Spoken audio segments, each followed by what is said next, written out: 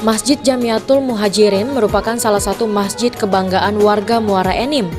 Berdiri di atas lahan perumahan Kodim 0404 Muara Enim, masjid ini menarik mata para jemaah untuk datang singgah beribadah.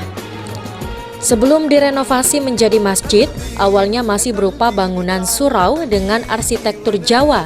Salah satu pengurus masjid mengatakan, pada tahun 1989 lalu, para anggota TNI dan masyarakat sekitar dengan swadaya membangun Masjid Jamiatul Muhajirin, namun seiring waktu dan umur bangunan yang semakin menua, masjid akhirnya direnovasi.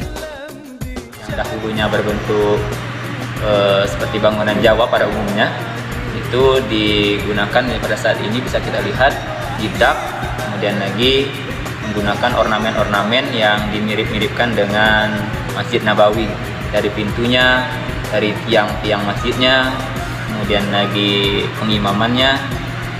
Awal pembangunan masjid ini adalah dengan swadaya dari TNI, dengan mereka potong gaji, serta masyarakat di sekitar kampung Sidoarjo. Di bulan Ramadan, Masjid Jamiatul Muhajirin biasanya banyak didatangi masyarakat yang hendak beribadah, mulai dari sholat, membaca Al-Quran, hingga majelis taklim. Dengan desain yang mirip Masjid Nabawi, para jamaah seolah-olah merasakan suasana Masjid Nabawi yang ada di kota Madinah. Beni Firdaus, Pol TV.